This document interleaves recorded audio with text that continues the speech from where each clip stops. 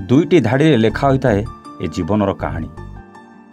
केतेबेले सेतरे हस खुशी भरी रही थाए तो पुणी केतेबेले सेही कहानी रे भरी रही थाए लुहर सागर। जीवनर प्रतिटी पहाचरे केतेबेले जे कहा सहित कौन घटी जाई थाए तार हिसाब हुए तो कहा पाखरे न थाए। किए सही पहाच को चढ़ी सफलता शीर्ष में पहुँची जाई थाए तो आउ किए एठी सही पहाचर शिउली रे पाद खसई जीवन सबकिछि हरई दे थाए। किंतु से विफलतार हारी जाइथिबा मनुष्य पाखरे जदि कई साहसर हाथ बढ़ाई थाए ना सेतेबेले जीवन बंचिबा अति सहज हो जाए। हेले जेतेबेले ए दुनिया दिन को दिन स्वार्थपर हेबार लागिछि सेतेबेले किए आउ काईकिबा का कथा बुझिबाकू जीव, किए एठी कहार दुख कौन पाई बुझिबो। केवल एमिति किछिटा कथा आज मनुष्य भितरे भिन्नता भरी देछि। किंतु आज सेही सब भिन्नता को पछरे पकई आज निजर एक नुआ परिचय गढ़ी पारिछि एमिति एक संगठन जहाँ पाई सेवा ही परम धर्म आउ सेवा ही जीवनर मूल मंत्र। पर को आपणार करी छाती लगेबा ठारू आरंभ करी असहाय आखिर लुह पोछिबा पर्यंत सबु जगार सते जेपरी देवदूतटी साजी पहुँची जाइथांती सेमाने।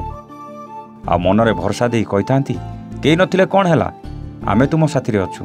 घर अगणारू मला शबटी को कांधरे बोई मशाणी नेबा कथा हेउ अबा केउ बासविहीन मनीष कथा हेउ समस्त को आज से साहाय्यर हाथ बढ़ाई।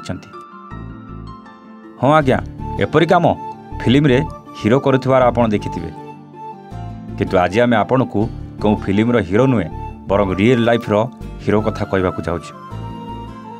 ए कहानी सुंदरगढ़ जिला लोहणीपड़ा ब्लॉक कतुपड़ा ग्रामर जड़े हृदयवान व्यक्तिंकर।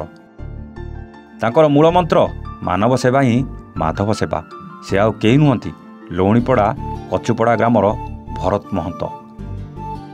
परिवार कहले माँ बापा आईक सहित दुई भाई। भरत होउचंती बापा भजवन महंत को सान पुओ।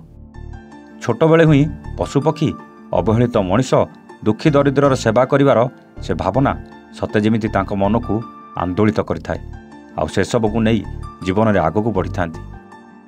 प्रथमे सिविल इंजीनियरिंग समाप्त कर सारिबा परे लोकंकर सेवा करिया पई आगक पाद बढ़ाइथिले। से विभिन्न गाँ को जाई सेवा करिबा, किछि सहयोगी को ने अन्यर साहाय्य करिबा, गो सुरक्षा आपणेबा सह गोमाता सेवा करिबा आज जेमिति तांको जीवन रो मूल लक्ष्य साजी जाइछि। सतरे एमिति मनीष आज दुनिया सामने निजर एक नियारा परिचय तैयारी करि पारिछंती। बनाईरु हेमंत कुमार पात्रଙ୍କ रिपोर्ट A1 ओडिया।